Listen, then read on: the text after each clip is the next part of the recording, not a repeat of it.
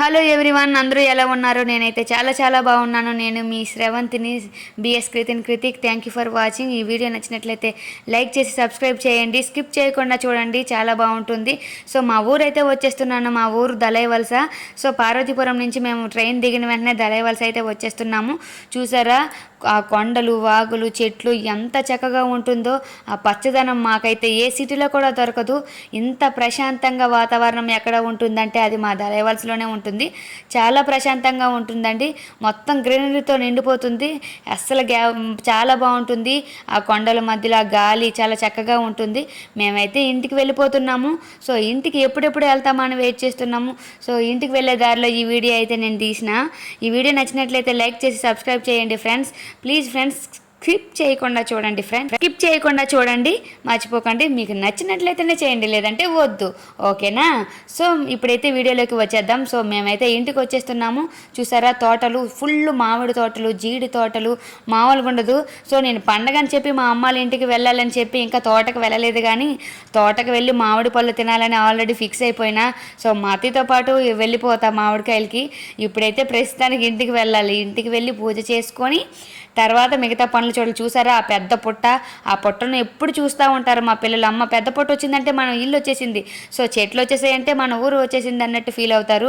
So చాలా పెద్దగా పుట్టలు అయితే అవుతాయి. ఫారెస్ట్ అయితే వచ్చేసిందని ఫీల్ అయిపోయారు. సో ఇంటికి అయితే వచ్చేసినాం. ఇంటికి వచ్చి అందరూ ఫ్రెష్ అయిపోయి మా ఆయన అయితే టిఫిన్ చేసేసి డ్యూటీకి వెళ్ళిపోయాడు. యాజ్ యూజువల్గా వర్క్ చేయడానికి వెళ్ళిపోయారు. నేనైతే నా డ్యూటీలో వచ్చేసిన. సో పూజ చేసుకుందామని చెప్పి స్నానం చేసి రెడీ అయిపోయి ఇంకా ధూపం దీపాలతో మా ఇంట్లో పూజ అయితే చేసుకున్నా. చక్కగా పూజ అయితే అయిపోయింది. గురువారం రోజు మా ఇంట్లో మా కుటుంబంలో స్పెషల్ అండి. ఎందుకంటే గురువారం మాకు చాలా ఇంపార్టెంట్. అక్కడ మా రాములమ్మ తల్లి ఉంటారు. ఆవిడని చాలా బాగా మా కుటుంబం అందరూ కలిసి పూజిస్తారు. సో ఆవిడ దగ్గరికి వెళ్ళాలి. నేను ఆవిడకి చీర మొక్కాలనుకున్నాను. సో ఆవిడ దగ్గరికి వెళ్ళి మొక్కికొని వస్తాను అనుకుంటున్నాను. సో ఆవిడ దగ్గరికి అయితే ఇప్పుడు వెళ్తాను. ఫస్ట్ అయితే మాత్రం రేగాలమ్మ తల్లికి గుడికి వచ్చేసిన. 3 గుడికి వెళ్ళాలని అయితే ఈరోజు ఫిక్స్ అయ్యా. ఫస్ట్ రేగాలమ్మ తల్లి, రాములమ్మ తల్లి, బంగారమ్మ తల్లి. సో ఈ 3 అమ్మవార్ల దగ్గరికి వెళ్దామని ఈ గురువారం రోజు ఫిక్స్ అయినా. సో షార్ట్లో పెట్టినా కదా శారీస్ కొన్నా అని చెప్పి ఈ 3 దేవుళ్ళకి ఇవ్వాలని చెప్పి కొన్నా. So first మొక్కేస్తున్నాను. ఫస్ట్ అయితే రేగాలమ్మ తల్లి గుడి లోపలికి వచ్చేసినాం.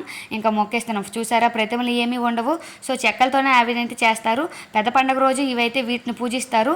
పెద్ద పండుగ రోజు అయితే మాకు 10 సంవత్సరాలు 20 సంవత్సరాలకు ఒకసారి పండుగ జరుగుతుంది. సో అప్పుడే చేస్తారు. కానీ ప్రతి మంగళవారం రోజు కూడా ఇవన్నీ పూజిస్తారు. కొబ్బరికాయ అన్నీ కొట్టి పూజ చేసుకుంటారు.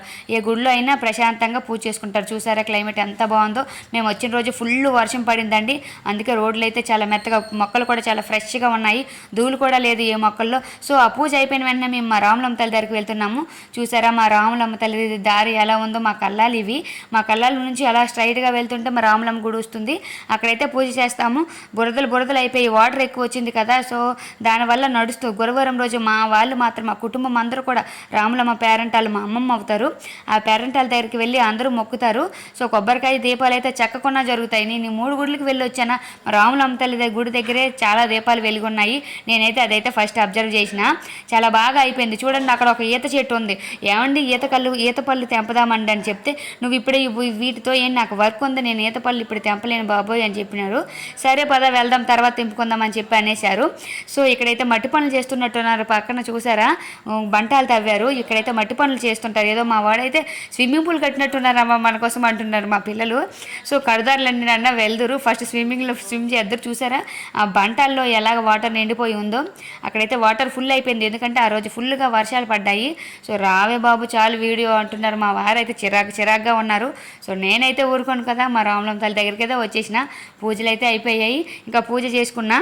రాములమ్మ తల్లికి చీర పళ్ళు మొక్కేసి కొబ్బరికాయ కొట్టేసి మా వాళ్ళకి చిన్న రోకల పాము కనిపించిందట. కళ్ళాలు పొలాల మధ్యలో ఏముంటాయండి, చిన్న చిన్న పురుగులు పాములు ఉండవా. మా వాళ్ళు దానికి చిరాకు పడిపోయి అమ్మ భయం వేస్తుంది అని బయటకు వచ్చేసినారు. రోకల పాము నన్ను అదేం అవ్వదు, ఆ రోకల పాముతో ట్రైన్ కనిపెట్టారా బాబోయ్ అని అంటే ఓకే అమ్మ అని చెప్పి కూర్చున్నారు. సో 3 సార్లు తిరిగేసి ఇంకా అమ్మవారికి చీర మొక్కేసి కొంతసేపు కూర్చొని ప్రసాదం ముగ్గురం కలిసి తినేసి హ్యాపీగా అయితే ఇంటికి వచ్చేసినాం. ఇంకా అమ్మ తల్లి ఇంకా ఈవిడే మా పేరెంటాలు. సో అలా వచ్చేసినాం. తర్వాత వెళ్ళాం ఎక్కడికి, బంగారం తల్లి గుడికి వెళ్ళాం. సో బంగారం తల్లి మా పెద్దమ్మ వాళ్ళ టెంపుల్. సో మా పెద్దమ్మకి బంగారం తల్లి వస్తారు.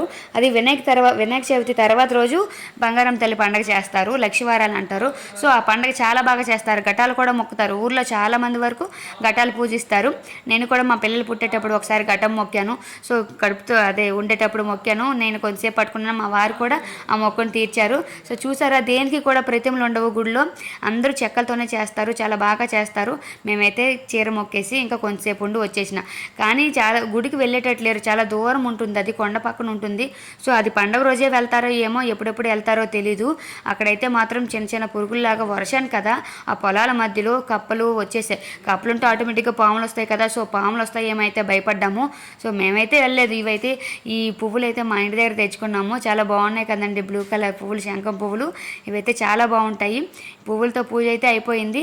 ఇదైతే బంగారం తల్లి పూజ అయిపోయింది, చక్కగా మంచిగా అయిపోయింది. ఇంకా రిటర్న్ వెళ్ళిపోదాం పదండి అని చెప్పా. రిటర్న్లో కూడా చాలా బాగుంటుందండి, అన్ని మామిడి తోటలే, చాలా బాగుంటుంది.